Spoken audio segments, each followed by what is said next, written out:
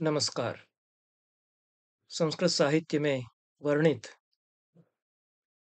विदुषियों और महिला कवियों पर चर्चा के क्रम में हमने वैदिक काल या उपनिषद काल की कतिपय ब्रह्मवादिनियों की चर्चा की है, विशेष रूप से गार्गी और मैत्रेयी, जिनका उल्लेख और जिनके संदर्भ बृहदारण्यक उपनिषद में आते हैं। ब्रह्मज्ञान जिनको प्राप्त है, ज्ञानी जो हैं, ऐसी स्त्रियों को ब्रह्मवादिनी कहा गया। गार्गी और मैत्रेयी के अतिरिक्त अन्य अनेक ब्रह्मवादिनियां रही होंगी, ऐसा मेरा अनुमान है। उनके स्पष्ट उल्लेख बहुत कम मिलते हैं। पुरुषों की प्रधानता के कारण यदि इस प्रकार की उद्भट चिंतक महिलाएं कभी हुई हैं, तो उनका इतिहास लुप्त होता चला गया है। कभी कभी वो इतनी उदग्र उद्भट हो जाती हैं कि फिर उनको याद रखना पड़ता है। आगे के समय में भद्रा कुंडल केशी बहुत ही प्रखर उद्भट शास्त्रज्ञ हुई, शास्त्रार्थ करने वाली महिला हुई बौद्ध संघ के भीतर, उनका उल्लेख मिलता है। या जैन समाज में नीलकेशी, जिन पर तमिल में ग्रंथ मिलता है प्राचीन नीलकेशी नाम से, ऐसी महिलाओं के उल्लेख आते हैं। और आगे चलकर मंडन मिश्र की पत्नी तथा अन्य महिलाओं के उल्लेख आते हैं, जिन पर कभी चर्चा अवसर होने पर की जाएगी। पर वैदिक काल में और उपनिषद काल में भी ऋषिकाएं हुई, 27 ऋषिकाओं का उल्लेख या नामोल्लेख मिलता है। पर वे कुछ देवता स्वरूप हैं, देवताओं के नाम भी, वाक आदि देवताओं के नाम भी ऋषिकाओं के रूप में ले लिए गए हैं। सचमुच में महिलाएं ब्रह्मवादिनियां जो रही हैं, उनके कर्तृत्व का परिचय उससे नहीं हो पाता।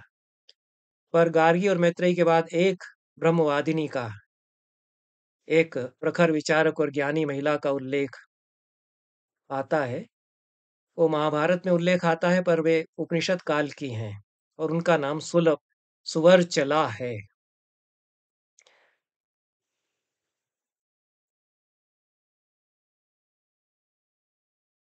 सुवर्चला का जिस प्रकार से वर्णन महाभारत में मिलता है, एक प्रक्षिप्त पाठ में मिलता है, शांति पर्व के 220वें अध्याय में। और ये पूरी ज्ञान चर्चा के क्रम में इनका उल्लेख आता है और इनकी प्रखरता का, इनके विचारों का भी वहां पर वर्णन मिलता है। गीता प्रेस गोरखपुर से प्रकाशित महाभारत के शांति पर्व, महाभारत के पंचम खंड में 219वें अध्याय में सांख्य दर्शन के प्रवर्तक आचार्य पंचशिख के मत का विस्तार से वर्णन किया गया है। अत्यंत ही महत्वपूर्ण यह पूरा प्रतिपादन है सांख्य दर्शन का, प्राचीन सांख्य का। और इसी क्रम में ब्रह्मज्ञान की विस्तृत चर्चा के क्रम में शांति पर्व के 220वें अध्याय में सुवर्चला की कथा कही गई है, जिसे दाक्षिणात्य पाठ से लिया गया है, ऐसा गीता प्रेस गोरखपुर के संस्करण में सूचित किया गया है। 220वें अध्याय में 108 श्लोक तथा एक श्लोकार्ध, 108 श्लोक कह सकते हैं, वो दाक्षिणात्य पाठ से लिए गए, कुंभकोणम संस्करण जिसको कहा गया है। और शेष 20 श्लोक केवल इस अध्याय में जिस पांडुलिपि का उपयोग किया गया है उसमें मिलते हैं। कुल मिलाकर के 128 और श्लोकार्ध, इतने ही श्लोक इस अध्याय में हैं। पूना संस्करण में यह पाठ, जिसे गीता प्रेस गोरखपुर के संस्करण में भी प्रक्षिप्त कहा गया है, वह प्राप्त नहीं होता। पर यह महत्वपूर्ण पाठ रहा होगा, प्राचीन पारंपरिक पाठ रहा होगा, ऐसा इसका अध्ययन करने से लगता है। सुवर्चला की कथा इसमें दी गई है। सुवर्चला का विवाह श्वेत केतु के साथ हुआ और श्वेत केतु उपनिषद काल के एक ऋषि हैं, प्रखर विचारक हैं, उद्भट व्यक्तित्व उनका है। उन पर चर्चा मैं अन्यत्र कर चुका हूँ और इसी यूट्यूब के चैनल पर मेरा व्याख्यान एक व्याख्यान माला जो कामसूत्र और संस्कृत साहित्य संबंधी व्याख्यान माला है, उसमें उपनिषद और कामसूत्र शीर्षक से व्याख्यान है। उसमें श्वेतकेतु ने किस प्रकार से वैदिक काल में कामसूत्र कामशास्त्र का ग्रंथ लिखा था, इसका वर्णन मिलता है। और ये उद्दालक आरुणि के पुत्र श्वेतकेतु हैं, ऐसा यहाँ महाभारत में भी इस कथा में बताया गया। और बृहदारण्यक आदि उपनिषदों में उद्दालक आरुणि का वर्णन मिलता है। उद्दालक आरुणि भी वहाँ बड़े प्रखर दार्शनिक विचारक, उपासना का प्रतिपादन करने वाले और कर्मकांड के भी परम ज्ञानी, परम ज्ञाता, इस रूप में उनका वर्णन है। उद्दालक आरुणि और श्वेतकेतु, इन दो ऋषियों का वर्णन महाभारत में भी मिलता है, पर यह निश्चित रूप से उपनिषदों में वर्णित उद्दालक आरुणि और श्वेतकेतु ही हैं, क्योंकि उनकी वंश परंपरा का जो वर्णन महाभारत में है वह वही है जो बृहदारण्यक उपनिषद आदि में मिलता है। अरुण ऋषि के पुत्र आरुणि, और महाभारत जैसा बताता है कि खेत की मेड़ को तोड़ करके वे उठ खड़े हुए, तो उनके गुरु अयोध धौम्य ने कहा कि आज से तुम्हारा नाम उद्दालक होगा, इसका दलन करके तुम उठ खड़े हुए हो, इसलिए तो उद्दालक नाम भी उनका हुआ। अन्यथा अरुण के पुत्र होने के कारण आरुणि के नाम से वे जाने जाते हैं। उद्दालक आरुणि ये उपनिषदों के ऋषि हैं, और इनके पुत्र श्वेत केतु, जिनके अनेक संवाद और जिनके ज्ञान की चर्चाएं उपनिषदों में मिलती हैं।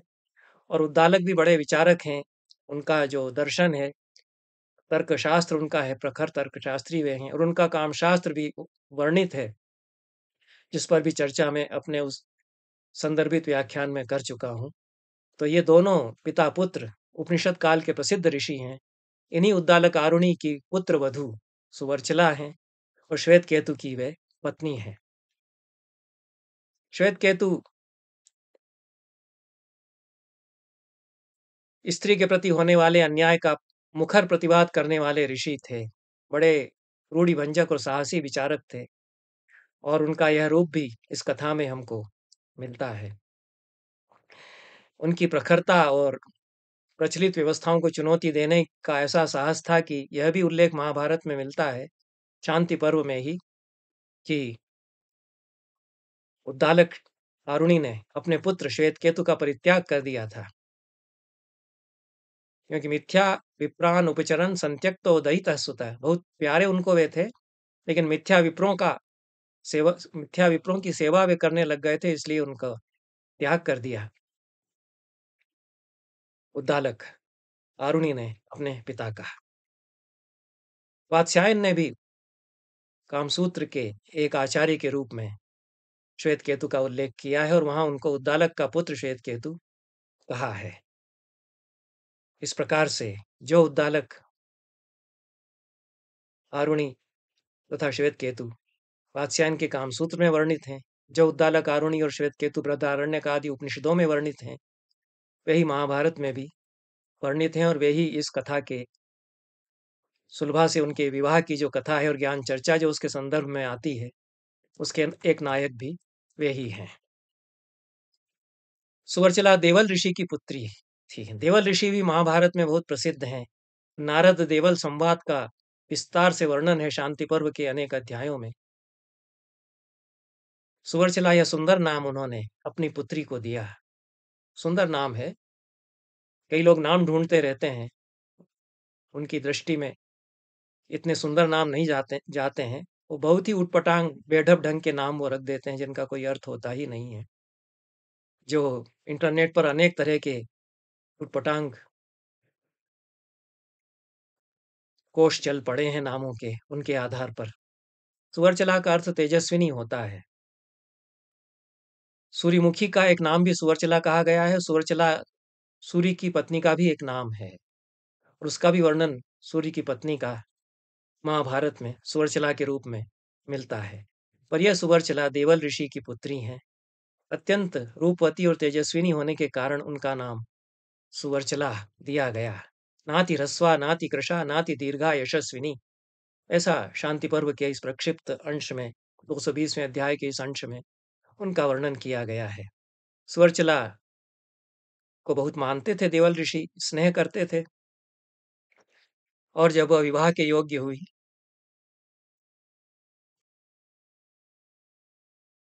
तो देवल ऋषि ने सुवर्चला से पूछा कि बेटी, अब मैं चाहता हूँ कि तेरा विवाह हो जाए, तो तुझे कैसा पति चाहिए? यही आदर्श था कि लड़की से वैदिक ऋषि, उपनिषद के ऋषि पूछते हैं कि कैसा लड़का तुझे चाहिए? या तो कह देते हैं कि तू ही खुद ढूँढ ले। हम ढूँढ करके लाएँगे, उससे करना पड़ेगा, ऐसा नहीं कहते हैं। सावित्री से उसके पिता ऐसा नहीं कहते हैं कि हम जिसको ढूँढ करके लाए हैं, उससे शादी कर ले, नहीं तो तेरी खैरियत नहीं है। उनको विश्वास है कि हमारी बेटी इतनी बुद्धिमान है।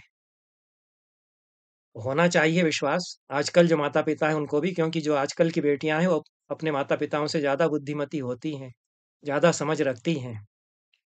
लेकिन माता-पिता नासमझ हो गए, वो नहीं समझते हैं। तो देवल ने पूछा कि कैसा पति तुझे चाहिए? सुवर्चला ने विचित्र उत्तर दिया। सुवर्चला ने कहा कि पिताजी, मुझे ऐसा पति चाहिए जो अंधा भी हो और अंधा नहीं भी हो। मेरी इच्छा के अनुसार ही आपको विवाह करना है, तो ऐसा युवक आप खोज दीजिए। अंध भी हो और अनंत भी हो, जो कि तो देवल ऋषि आदर करते थे अपनी बेटी का, तो उन्होंने एकदम से तो नहीं उसको टपटा कि क्या फालतू की बात कर रही है, ऐसा नहीं कहा। उन्होंने कहा प्रेम पूर्व, प्रेम के साथ कि न शक्यम प्रार्थितम वत्से त्वयाद्य प्रतिभाति में। आज तो तुम जो बात कह रही हो यह स्वीकार करने के योग्य मुझे नहीं लग रही है। अंधता अनंधता चेति विकारो में जायते। अंधता भी हो और अनंतता अनंतता भी हो, अंधा भी हो और अंधा नहीं भी हो। दोनों बातें एक साथ कैसे हो सकती हैं? इसमें मुझे विकार हो रहा है, कन्फ्यूजन हो गया मुझे। उन्मत्ते वाशुभम वाक्यम भाषसे कमल लोचने। हे कमल लोचने, तुम तो उन्मत्ता की तरह अशुभ वाक्य कह रही हो। जो अंधा हो ऐसे व्यक्ति से कैसे मैं तुम्हारा विवाह कर दूं? या जो अंधा भी हो अंधा नहीं भी हो, ऐसा युवक कहाँ से मैं ढूंढ करके ले आऊं? तो सुवर्चला बहुत गंभीर बनी रही। उसने कहा कि इसमें कोई पागलपन मैं नहीं कर रही हूँ। बहुत सोच विचार करके मैंने यह निश्चय किया है। तो देवल बहुत मानते थे अपनी बेटी को, जानते थे कि बहुत बुद्धिमती है, विचारक है, चिंतक है। तो वे क्या इसमें गहरी बात हो सकती है, इसको वे नहीं समझ पाए। उन्होंने कहा कि जैसा है कह रही है वैसी व्यवस्था कर देते हैं, हम तो स्वयंवर करा देते हैं, लड़की खुद ही ढूंढेगी। जो इसको पसंद करें, करने वाले हों, उम्मीदवार हों, वो आ जाएं, उनसे बात कर ले, समझ ले, और ऐसा मिल जाए कोई जो कहे कि मैं अंधा हूँ, नहीं भी हूँ, मिल जाए तो कर ले। तो उन्होंने घोषणा की कि मेरी बेटी अपना वर स्वयं चुनना चाहती है, जो उसके लिए अपने आप को वर के रूप में प्रस्तुत करना चाहें, वो अमुक-अमुक तिथि को उपस्थित हो जाएँ। सुवर्चला की बड़ी ख्याति थी उसके रूप और गुणों की। बहुत बुद्धिमती है, तेजस्विनी है और रूपवती भी है। तो दूर-दूर से ब्राह्मण युवक उससे विवाह की इच्छा के लिए आए। देवल ऋषि ने उनका स्वागत किया, उनको आशा थी कि कुछ बात बन जाएगी। बेटी अपना यह कहना छोड़ देगी कि अंधा भी है कोई और अंधा भी नहीं भी है, ऐसा कोई है क्या? तो उन्होंने कहा कि मेरी बेटी है और वह जो कुछ चाह रही है उसके अनुसार आप अपने आप को प्रस्तुत कीजिए। सुवर्चला ने उन सब से कहा कि आप लोगों में से क्या कोई ऐसा है जो अंधा हो भी और अंधा नहीं भी हो? मैं तो ऐसे ही युवक से विवाह करूँगी। यद्यस्ति समितौ विप्रः यन्दो अनन्धः समे वरः। इस सभा में कोई ऐसा विप्र युवक है, ज्ञानी युवक है, जो कि अंधा होते हुए भी अंधा न हो, वही मेरा वर या दूल्हा होगा। तो जो युवक वहाँ आए थे उन्होंने कहा कि ये तो अच्छा मज़ाक हमारे साथ किया गया, और देवल ऋषि को बुरा-भला कहते हुए वहाँ से चल पड़े। देवल ऋषि को भी अच्छा नहीं लगा कि बेटी ने क्या जिद पकड़ ली है, लेकिन उन्होंने कुछ नहीं कहा अपनी बेटी से। जो ये करेगी सो ठीक करेगी। तो दिन बीतते गए, ऐसा कोई युवक तो मिलने वाला नहीं था।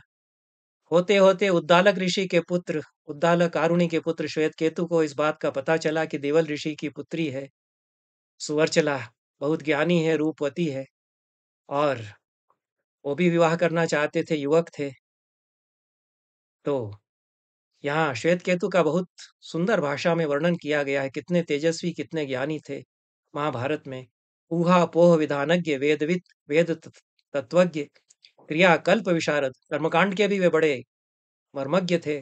विशेषज्ञ थे और आत्मतत्व विभागज्ञ, आत्मविद्या को भी जानते थे, पितृमान, पिता पर भक्ति रखने वाले थे, गुण सागर, वो कन्यार्थी थे, यह भी कहा गया। महाभारत में इतना वर्णन उनका किया गया सुंदर श्लोकों में। तो ऐसे श्वेत केतु पता करते हुए कि दिवल ऋषि का आश्रम कहाँ है, वो कहाँ है वह कन्या जो कि कुछ जिद ठाने बैठी है और उसको भी वर चाहिए, मुझे भी रूपवती, गुणवती, बुद्धिमती कन्या चाहिए। तो वे देवल ऋषि के आश्रम में पहुंच गए। देवल ऋषि ने देखा कि यह तो बड़ा तेजस्वी सुंदर युवक है, बड़े प्रभावित हुए। उनके मन में कुछ ऐसी बात आई कि इस बार बात बन जाए तो अच्छा है, लेकिन अब कैसे बात बनेगी। और सुवर्चला से उन्होंने कहा कि यह युवक आया है, तो तुम्हारी ख्याति सुनकर के अब इसका वर्ण कर ही लो। मन ही मन मनाने लग गए कि बेटी जिद छोड़ दे तो अच्छा है, श्वेत केतु को पसंद कर ले। सुवर्चला तो परख चुकी थी कि कोई ऐसा है नहीं जो उसकी बात को समझे और साबित कर दे जो वह कहलवाना चाहती है। तो उसने कुछ क्रोध के साथ संदेह भरी दृष्टि से श्वेत केतु को देखा, यही शब्द उसमें आते हैं। सक्रोध उसने देखा, ससंदेह देखा। लेकिन श्वेत केतु इतने तेजस्वी रूपवान प्रतीत होते थे कि एकदम से यह कहने का मन नहीं हुआ कि बहुत लोग आए और चले गए, तुम भी चले जाओ, तुमसे नहीं होगा जो मैं, जैसा युवक मैं चाहती हूँ वैसा अपने आप को साबित करना। तो वह देखती रही श्वेत केतु को। श्वेत केतु ने ही उससे बोलना शुरू किया। उन्होंने कहा कि मुझे पता चला है कि तुम एक ऐसे युवक से विवाह करना चाहती हो जो अंधा भी हो और अंधा नहीं भी हो। तो मैं तुम्हें बताना चाहता हूँ कि मैं पूरी तरह से अंधा हूँ और मैं अंधा नहीं भी हूँ, और मुझे विश्वास है कि जैसा युवक तुम खोज रही हो वैसा ही मैं हूँ। इसलिए बड़े प्रेम से अनुरोध करते हुए श्वेत केतु कहते हैं कि रणीशो माम वरारोहे, भजे त्वाम, भजे च त्वाम अनिंदिते, हे अनिंदिते, हे वरारोहे, मैं तुम्हें पसंद करता हूँ और तुम भी मुझे भजो, मुझे तुम भी पसंद कर लो। श्वेत सुवर्चला ने कुछ नहीं कहा। वो जानती थी कि अब तो ये बोलेगा। तो ठीक है, श्वेत केतु ने बोलना आरंभ किया। उन्होंने कहा कि परमात्मा का स्वरूप क्या है, चक्षु क्या है, आंखें क्या है, आंख क्या होती है। वास्तविक चक्षु तो परमात्मा ही है, परम तत्व है, वही सबको देखता है, उसी के द्वारा हम सबको देख पाते हैं, सारे संसार को हम देख पाते हैं। तो परमात्मा मेरे भीतर है जो कि चक्षु है, चक्षुष्मान है। इसलिए मैं भी चक्षुष्मान हूं, मैं परमात्मा स्वरूप हो जाता हूं। उस परमात्मा में अवस्थित होकर के वो परमात्म तत्व का बहुत अच्छा वर्णन यहाँ किया गया है। इसीलिए मैं ये मानता हूँ कि ये बहुत प्राचीन रूप है, उपनिषदों के समय से चला आ रहा इस कथा का, और किसी उपनिषद में कोई इस प्रकार का प्रतिपादन रहा होगा जिससे यह कथा बनी है। और सुवर्चला तो एक इतिहास में हुई ही होंगी, क्योंकि इसके बाकी सारे पात्र ऐतिहासिक हैं। उद्दालक आरुणि ऐतिहासिक पात्र हैं, श्वेत केतु ऐतिहासिक पात्र हैं, जिन ऋषियों से वो संवाद करते हैं वे सब इतिहास में हुए हैं। जिसको हम इतिहास कहते हैं, जिसको हिस्ट्री वो कहते हैं, उसमें हुए या नहीं हुए हैं उससे मुझे मतलब नहीं है, वह हिस्ट्री तो मेरे काम की है ही नहीं।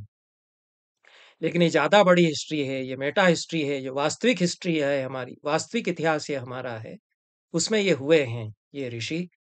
और सुवर्चला भी इसीलिए हुई है। तब जब उसने कहना शुरू किया कि यह परमात्म तत्व है जो कि वास्तव में चक्षुष्मत है, और उसके कारण मैं चक्षुष्मान हूँ, मैं, आंखें मेरे हैं, मैं देखता हूँ, और इंद्रियां मेरी काम करती हैं, जो भौतिक इंद्रियां हैं वे देखती हैं, मैं नहीं देखता हूँ, मैं तो आत्मस्वरूप हूँ, इसलिए मैं अंधा भी हूँ। और आगे उन्होंने फिर पूछा कि ठीक से इसको समझाओ सुवर्चला ने। तब उन्होंने कहा कि देखना, सुनना, छूना, सूंघना, स्वाद लेना, ये पांचों ज्ञानेंद्रियों के कार्य हैं, और ज्ञानेंद्रियां ये कार्य करती हैं, मैं नहीं करता। मैं देखी हुई जो देखी जा रही हैं वस्तुएं ज्ञानेंद्रिय के द्वारा, उनको मैं स्वयं नहीं देखता। श्रोत्रेंद्रिय के द्वारा जो सुना जा रहा है उसको मैं स्वयं नहीं सुनता। जो सूंघी जाने वाली गंध है उसको मैं नहीं सूंघता। मैं आत्मतत्व के रूप में इन सबसे अलग हूँ, अतः मैं अंधा हूँ। ये उपनिषदों की भाषा में जो परम तत्व का निर्वचन है, अचक्षु, अश्रोत्र, ये जो आंखें होते हुए भी जो बिना आँखों का है, जो श्रोत्र होते हुए भी बिना श्रोत्र का है। इस रूप में जो परब्रह्म का वर्णन है, उसी भाषा में वर्णन श्वेतकेतु करते हैं। तब सुवर्चला कुछ प्रभावित होती है और वह कहती है कि मैंने अब तुम्हें अपना मान लिया। अब तुम जाओ मेरे पिता से कह दो कि ठीक है, तय हो गया हम लोगों में, उनसे जाकर के तुम मेरा हाथ माँग लो। तो बड़े धूमधाम से विवाह किया गया सुवर्चला और श्वेतकेतु का। देवल ऋषि भी प्रसन्न हुए कि चलो अच्छा हुआ, हमारी बेटी बड़ी ज्ञानी है। हम तो नहीं समझ पा रहे थे कि क्या वो कहना चाह रही है, लेकिन ऐसा ही उसको मिल भी गया उसकी जोड़ का। दोनों सुखी रहें, दोनों सुखी रहें ऐसा उन्होंने सोच करके विवाह किया और सुखी रहे भी, बहुत सुखी रहे। श्वेतकेतु और सुवर्चला, उनके कई संतानें हुई, ऐसा महाभारत की इस कथा में वर्णन आता है। और लौकिक स्तर पर, सामान्य स्तर पर वो एक सुखी गृहस्थ का जीवन व्यतीत करते रहे। जो गृहस्थ को दिनचर्याएं पूरी करना होती हैं, पंचमहायज्ञ आदि, उन सब दायित्वों का पालन भी वे करते रहे। लेकिन दोनों ये अनुभव करते थे कि हमारे जीवन का एक स्तर इससे परे भी है। इसलिए सुवर्चला श्वेतकेतु को छेड़ती रहती थी बीच बीच में कि ऐसा ना हो कि हम लोग भूल जाएं कि हमारे अनुभव का एक संसार लौकिक अनुभवों के संसार से परे भी है। हम लोग सामान्य जगत के लिए एक स्तर पर जाकर के अंधे बहरे भी हो जाते हैं। इस स्थिति का वर्णन करते हुए महाभारत में कहा है, भार्याम ताम सदृशीम प्राप्य बुद्धिम क्षेत्रज्ञ योरिव लोकमन्य मनु प्राप्त भार्या भर्ता तथैव च। जैसे क्षेत्रज्ञ परम तत्व बुद्धि के साथ संयुक्त होकर के और परिपूर्ण होता है, उस तरह से श्वेतकेतु अपने अनुरूप उस भार्या को, सदृशी भार्या को प्राप्त करके एक अन्य स्तर पर भी जीवन व्यतीत कर रहे थे, लौकिक स्तर के अलावा। तो सुवर्चला उनको कई बार बहस उनसे करती रहती थी। एक बार उसने पूछा कि हे द्विजश्रेष्ठ, तुम बताओ कि तुम हो कौन? ये प्रश्न उसने किया। श्वेतकेतु ने तो पहले लौकिक स्तर पर परिहास करते हुए, पत्नी है तो उससे हंसी मजाक करेंगे ही, तो उन्होंने लौकिक स्तर पर उसके प्रश्न का उत्तर देते हुए, हंसी करते हुए कहा कि तुमने तो खुद ही कह दिया कि मैं द्विजश्रेष्ठ, मैं श्रेष्ठ ब्राह्मण हूँ, तो फिर क्या पूछ रही हो? मैं एक श्रेष्ठ ब्राह्मण हूँ, ये तुम खुद मान रही हो, फिर क्या पूछने का अर्थ है कि तुम कौन हो? सुरचला ने कहा कि नहीं, सा तमाह महात्मानम पृच्छामि हृदिशायिनम। मैं उस महात्मा के बारे में, उस महान आत्मा के बारे में पूछ रही हूँ जो तुम्हारे हृदय की गुहा में शयन करता है। श्वेतकेतु ने कहा कि नाम गोत्र समायुक्तम आत्मानम मन्य से यदि तन्मिथ्या गोत्र सद्भावे वर्तते देह बंधनम। तुम जो है घालमेल करती हो,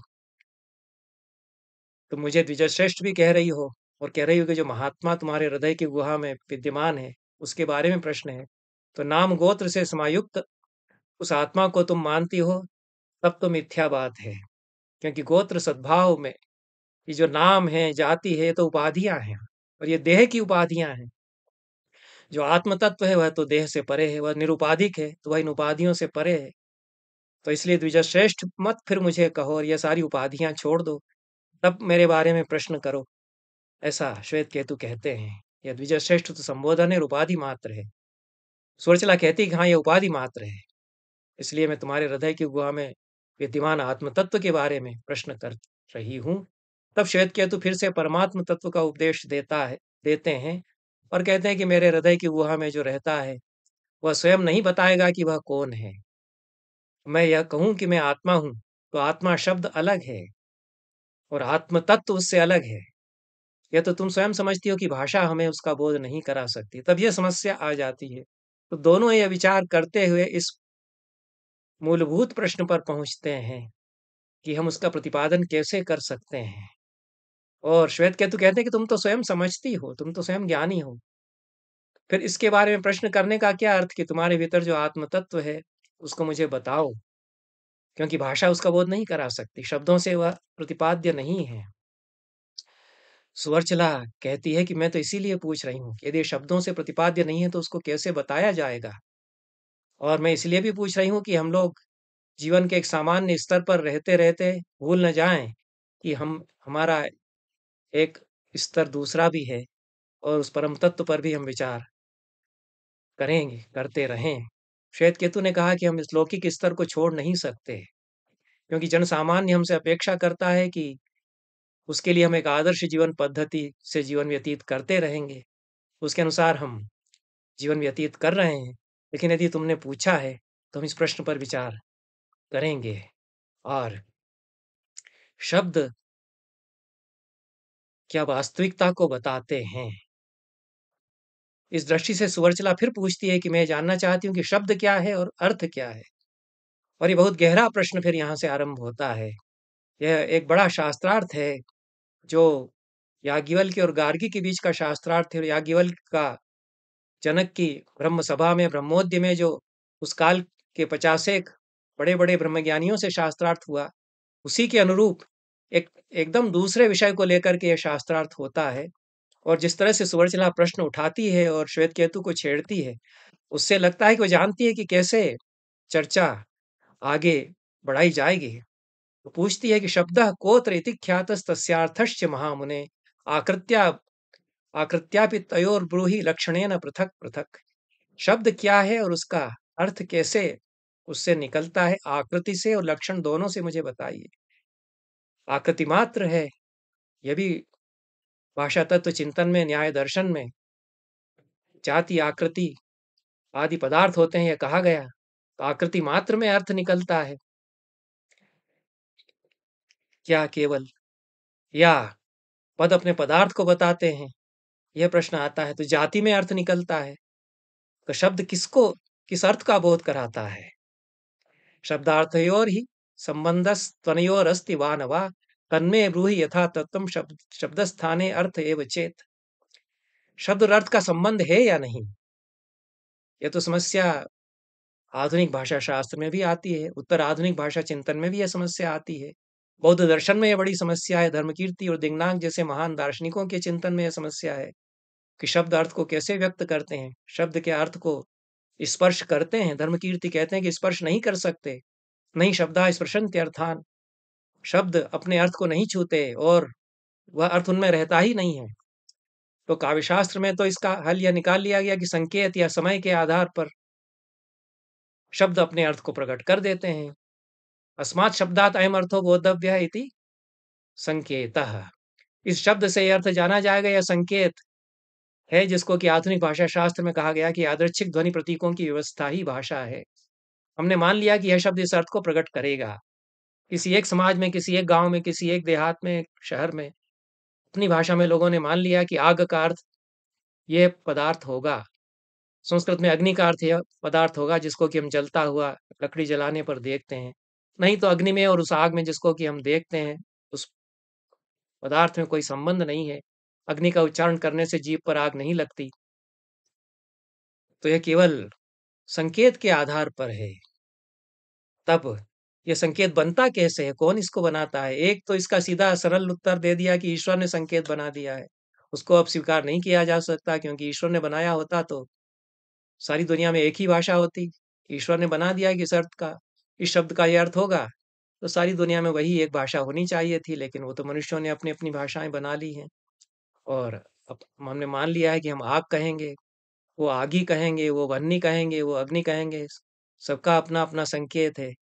तब सुवर्चला यही प्रश्न करती है कि इनमें यह जो यादृच्छिक ध्वनि प्रतीकों की व्यवस्था है, इसका अर्थ से संबंध कैसे होगा? तो लौकिक दृष्टि से उत्तर, सामान्य दृष्टि से उत्तर श्वेतकेतु पहले देते हैं कि भाषा में वर्णमाला होती है। वर्णमाला में अलग-अलग वर्ण होते हैं। ये वर्ण मिलकर के शब्द को बनाते हैं। उस शब्द का हम उच्चारण करते हैं। उस शब्द के उच्चरित होने से अर्थ का बोध हमें हो जाता है। सुरचला कहती है ये तो सब जानते हैं। विदित सत्य यह है। शब्द और अर्थ के बीच संबंध कैसे होगा? प्रश्न यह है। श्वेतकेतु कहते हैं कि दोनों के बीच कोई नित्य संबंध नहीं है। और यहाँ से फिर ये दर्शन की समस्या आ जाती है कि शब्दार्थ के बीच नित्य संबंध है या अनित्य संबंध है। श्वेतकेतु कहते हैं कि नित्य संबंध नहीं हो सकता, जो कि सत्य भी है। नित्य संबंध कैसे होगा? यदि नित्य संबंध होता तो सदैव वह शब्द उसी अर्थ को प्रकट करता, लेकिन अलग-अलग संदर्भों में, अलग-अलग स्थानों पर वह शब्द अलग-अलग अर्थों को प्रकट करने लगता है। इसलिए सुवर्चला फिर पूछती है कि यदि नित्य संबंध नहीं है, ये अनित्य संबंध होगा, अनित्य संबंध होगा तो कैसे, कब, कहाँ, कौन-सा शब्द किस अर्थ को बताएगा, ये व्यवस्था कैसे बनेगी? अनित्यता के कारण। तो कोई न कोई व्यवस्था तो होनी चाहिए। तब श्वेत केतु थोड़ा और आगे बात को ले जाते हैं कि शब्द का आश्रय आकाश है। यह तो दर्शन में माना ही गया है कि पंच तन्मात्राएँ, पंच महाभूतों की, उसमें शब्द आकाश का गुण है और आकाश में शब्द रहता है और आकाश में शब्द रहता है और वह शब्द, उस शब्द का आश्रय अर्थ है। तो वह शब्द आकाश में नित्य रहे आवश्यक नहीं है। उसी तरह से शब्द का अर्थ से संबंध नित्य नहीं हो सकता। तब सुवर्चला पूछती है कि आकाश बिना शब्द के रह सकता है, उसी तरह शब्द भी बिना अर्थ के रह सकता है। तब अयम आत्मा ऐसा जब हम कहते हैं या मैं आत्मा हूँ ऐसा जब हम कहते हैं, तो यह शब्द आत्मा को नहीं बताएगा। श्वेत केतु अब स्वीकार करते हैं कि हाँ, यह बात है। लेकिन वो कहते हैं कि शब्द संकेत तो फिर भी करते हैं। जिस तरह से हम एक घट को देखते हैं, तो उसके घटत्व को हम जान लेते हैं कि मिट्टी से ये घड़ा बना है, घट का घटत्व क्या है हम जान लेते हैं। उसी तरह से मैं, हम, तुम, या जब हम कहते हैं कि मैं यह हूँ, तो हमारा स्वरूप भले ही उन शब्दों के द्वारा यथावत प्रतिपाद्य न हो, फिर भी इन शब्दों से उस तत्व को हम जान लेते हैं। तो जैसे घट कहने पर घटत्व को हम जान लेते हैं, वैसे ही मैं आत्मा हूँ ऐसा कहने पर हम आत्मत्व को, आत्म तत्व को जान लेते हैं, ऐसा मान लेना चाहिए। श्वेत सुवर्चला कहती है कि नहीं, ये फिर भी स्थापित नहीं हुआ कि भाषा और वास्तविकता का संबंध क्या है?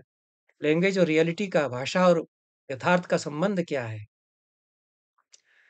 श्वेत केतु समझ लेते हैं कि पूछ क्या रही हैं और वो चर्चा को आगे बढ़ाना चाहती हैं, इसलिए श्वेत केतु कहते हैं कि परम सत्ता या परब्रह्म का निर्वचन वाक से नहीं हो सकता, शब्दों से नहीं हो सकता।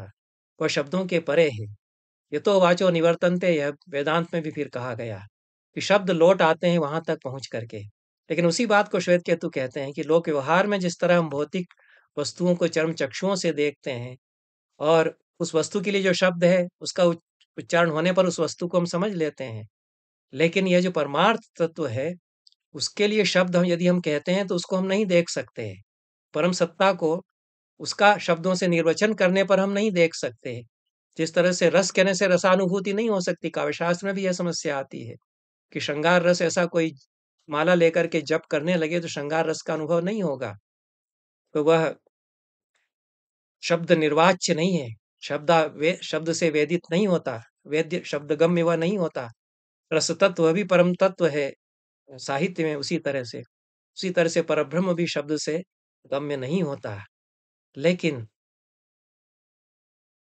भले ही हम शब्दों से निर्वचन करने पर उसको अनुभव उस शब्द के द्वारा न कर पाएँ, लेकिन ज्ञान की आँखों से हम उसे देख सकते हैं। तो भाषा हमें वह ज्ञान की आँखें दे सकती है, ऐसा श्वेत केतु कहते हैं। तब समस्या फिर आती है कि ज्ञान की आँख भाषा कैसे देख सकती है? क्योंकि संबंध कैसे बनेगा?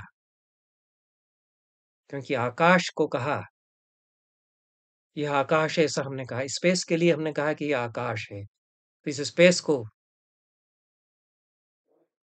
आकाश इसको कहा गया है दर्शन में, स्काई को नहीं कहा गया है। ये जो स्पेस है जिसको कि आकाश कहा गया, उसका न कोई रूप है, न रंग है, न उसमें कोई गंध है, न वह स्थूल है, न कृश है। इसीलिए परब्रह्म का निर्वचन करने के लिए आकाश उसको बताते हैं कि आकाश रूप है। जैसे आकाश का हम अनुभव तो करते हैं कि स्पेस तो है, लेकिन उसको बता नहीं सकते। उसको हम यही कह सकते हैं कि यह ना मोटा है, ना दुबला है, ना पतला है, ना इसमें कोई गंध है, ना, उसी तरह से उसका निर्वचन हम भाषा के द्वारा आकाश का जैसे करते हैं, उसी तरह से परम सत्ता का निर्वचन हम भाषा के द्वारा कर सकते हैं। सुवर्चला ने ये कहा कि आकाश का जिस तरह से निर्वचन हम कर सकते हैं, मैं समझती हूँ कि उस तरह से आत्म तत्व का भी निर्वचन हम भाषा के द्वारा कर सकते हैं। तो यह श्वेत केतु ने कहा कि यह बात बहुत ठीक तुमने कही है। और फिर यह बात चर्चा आगे बढ़ती है। जिस तरह से हम त्वचा का स्पर्श वायु करती है तो उसका हम अनुभव करते हैं। वायु कहाँ बह रही है? वायु उस आकाश में बह रही है। यदि वायु है तो फिर आकाश भी है, क्योंकि वायु के लिए तो आश्रय चाहिए। वह शून्य में नहीं बहेगी, वह स्पेस में बह रही है, आकाश में बह रही है। तो आकाश तत्व होना चाहिए। ये जो खाली जगह है, यह है, इसी में तो सब हैं, हम सब इसी में हैं। उपनिषदों में परम तत्व के निर्वचन के लिए इसीलिए आकाश का उदाहरण बार-बार दिया जाता है। तो जिस गंध को हम सूंघते हैं, वो भी इसी आकाश में है। हम आँखों से अंधकार और प्रकाश का अनुभव करते हैं, वे भी इसी आकाश में हैं। तो परम सत्ता चेतनामय है। जिस तरह आकाश शब्द, स्पर्श, रूप, रस और गंध का विषय नहीं बनता, फिर भी उसका हम अनुभव करते हैं कि वह तो है ही। उसके बिना तो ये सब भी नहीं रहेंगे, ये सब हैं तो आकाश तो इनका आश्रय है ही। उस तरह से आकाश का भी आश्रय फिर कुछ होगा। इसलिए वह आकाश जिस तरह से रूप, रस, गंध का विषय नहीं बनता, उसी तरह से परम तत्व भी शब्दों का विषय नहीं बनता, लेकिन उसका अनुभव किया जा सकता है, ऐसा। तो इस प्रकार से ये चर्चा बड़ा प्रश्न जो उठाती है, सुअरचला उस पर चलती है और सुअरचला बार-बार कहती है कि वेद भी निरर्थक हो जाएँगे। वेद के शब्द जिस सीमा तक लोक व्यवहार का प्रवर्तन करते हैं, लोक का ज्ञान कराते हैं, लौकिक तत्व का, उस सीमा तक ही वे सार्थक हैं। उसके आगे वे भी निरर्थक हो जाएँगे। सारे शास्त्र भी निरर्थक हो जाएँगे। इसलिए जिस स्तर पर वे परम सत्ता को विषय नहीं बनाते, उस स्तर पर वे सब निरर्थक हो जाते हैं। यह तो वेदांत में भी कहा ही गया। तो श्वेतकेतु इस बात को स्वीकार करते हैं और वो कहते हैं कि ये बात तुमने ठीक कही, लेकिन जो वस्तु हमारे सामने नहीं है, परोक्ष है, उसकी तरफ भी हम संकेत करते हैं। उसी तरह से भाषा जो परोक्ष तत्व है, उसकी ओर संकेत कर सकती है, उसकी ओर इशारा कर सकती है। और सब उस संकेत को नहीं समझ सकते। जो उस संकेत को पकड़ लेता है, वो मौन हो जाता है, क्योंकि वो उसके अनुभव की ओर जाता है। शब्द तो उसकी देहली तक ले जाकर के हमको छोड़ देते हैं, लौट जाते हैं। ऐसा कुछ श्वेतकेतु यहाँ कहना चाहते हैं। तो यह है, सुवर्चला एक बड़ी ब्रह्मवादिनी है। जिस तरह से वे जिरह जिरह करती हैं, बहस करती हैं, शास्त्रार्थ करती हैं, और ये अपने आप में शास्त्रार्थ में एक बड़ी कला होती है कि कैसे कहलवाया जाए। जो गार्गी याज्ञवल्क्य से कहलवा लेती हैं परम तत्व का निर्वचन, क्योंकि और किसी के सामने फिर याज्ञवल्क्य ने उस तरह से परम तत्व का प्रतिपादन नहीं किया जैसा गार्गी के सामने किया या मैत्रेयी के सामने किया। उसी तरह से सुवर्चला के सामने जिस तरह से श्वेतकेतु ने भाषा और वास्तविकता के संबंध का प्रतिपादन किया है, वह आज भी बड़ा मननीय है। और सुवर्चला को इसका श्रेय जाता है कि वे शास्त्रार्थ में उतरती हैं और श्वेतकेतु के मुख से प्रतिपादन कराती हैं। यह सारा जो निरूपण है, यह स्थापित करता है कि गार्गी और मैत्रेयी की भांति सुवर्चला भी बड़ी ब्रह्मवादिनी है, मौलिक विचारक हैं, और भाषा और शब्द के तात्विक स्वरूप और शब्दार्थ संबंध को लेकर वे मौलिक प्रश्न उठाती हैं। जो बड़ा दार्शनिक होता है, वही मौलिक प्रश्न उठाता है, और वह संवाद के लिए आमंत्रित करता है अपने बराबरी के ब्रह्मज्ञानी को। और उनका जो हस्तक्षेप है श्वेतकेतु के साथ हुए संवाद में, वह उस सारी परंपरा से कहीं न कहीं जुड़ता है जो पाणिनि की, पतंजलि की, भर्तृहरि की भाषा चिंतन की परंपरा है, और आज के उत्तर आधुनिक विमर्श से भी वह जुड़ता है। इस चर्चा को हम यहीं समाप्त करते हैं। बहुत-बहुत धन्यवाद।